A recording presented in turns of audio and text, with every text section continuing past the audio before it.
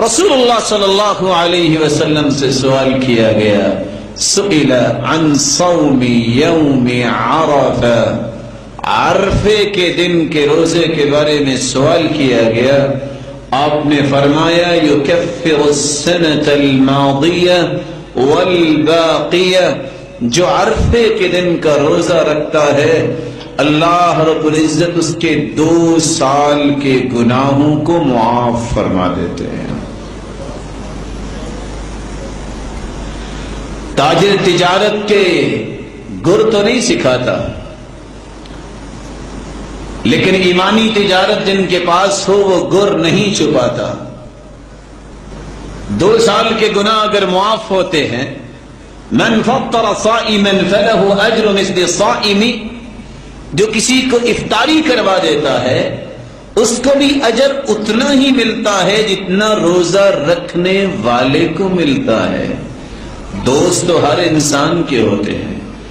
اگر 30 سالہ نوجوان 15 لوگوں کو تیار کر لے کہ یہ روزہ رکھیں اور افطاری میرے گھر میں کرنا، ادھر مغرب کی اذان ہوگی، ادھر زندگی کے ایک ایک گناہ سے اللہ تعالیٰ اسے پاک فرما دیں گے.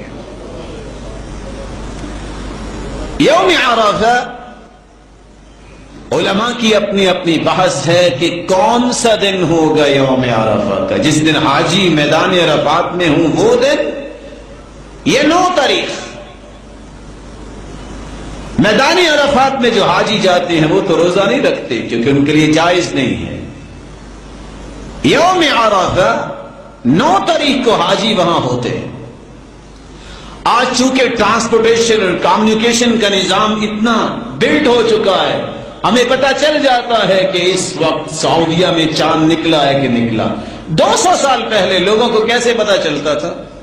کوئی خط، کوئی میسج، کوئی واٹس ایپ پہ شیئرنگ، کوئی فیس بک، کوئی ٹویٹر، ای میل، کچھ نہیں تھا. اس لیے اگر جس دن حاجی میدان عرفات میں ہیں اس کو بنیاد بنایا جائے تو پھر عید بھی ان کے ساتھ کرنی چاہیے. اس لیے علماء یہ کہتے ہیں لِكُلِّ أَهْلِ بَلَدِ رُؤْيَتُ، ہر ملک کی اپنی رؤیت ہے اور شریعت نے پابند بنایا ہے صوموا لرؤیتی وافطروا لرؤیتی. چاند دیکھو تو روزہ رکھو، چاند دیکھو تو عید کرو. چاند نظر نہیں آیا تو روزہ بھی نہیں ہوگا، چاند نظر نہیں آیا تو عید بھی نہیں پڑی جائے گی.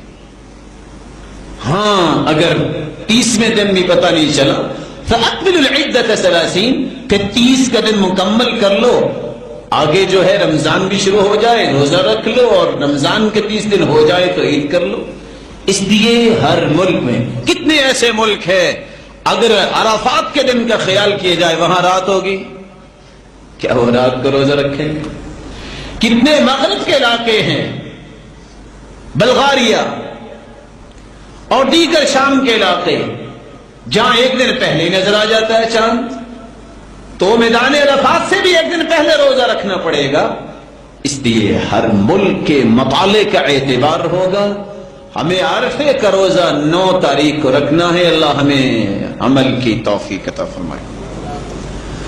رسول اللہ صلی اللہ علیہ وسلم نے فرمایا ما من يوم اکثر ان يعتق اللہ فیہ عبدا او امة من النار من یوم عرفہ. اللہ تعالیٰ اس دن جتنے لوگوں کو جہنم سے آزاد کرتے ہیں سال کے کسی دن آزاد نہیں کرتے.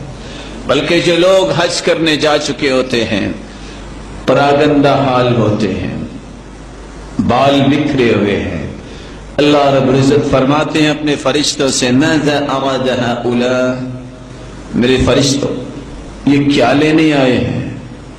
فرشتے جواب دیتے یرجون رحمتک، تیری رحمت کے امیدوار بن کے آئے ہیں. جواب ملتا اشہدکم انی قد غفرت لهم، گواہ رہنا فرشتوں جتنے ہیں میں نے سب کو معاف کر دیا. مایوس نہ ہوئے، جو حج پہ چلا گیا وہ حج کر کے آئے گا، لیکن حج کے اجر و ثواب سے اللہ نے ہمیں بھی محروم نہیں کیا.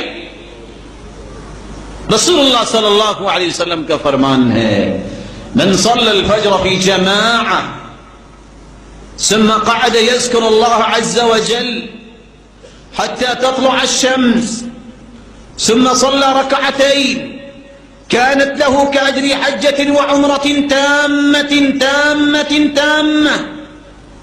جو صبح کی نماز با جماعت پڑھ لے پھر اللہ کا ذکر کرے یہاں تک کہ سورج نکل آئے، اٹھ کے 2 رکعتیں پڑھ لے، نہ اس نے ٹکٹ لی، نہ اس نے کوئی پیکج لیا، نہ یہ مکہ جا سکا، اتنا کام کر لے، حدیث کہتی ہے اس کے نامہ اعمال میں مکمل حج اور عمرے کا ثواب لکھوا دیا جاتا ہے۔ اللہ تعالیٰ نے کسی کو محروم نہیں رکھا۔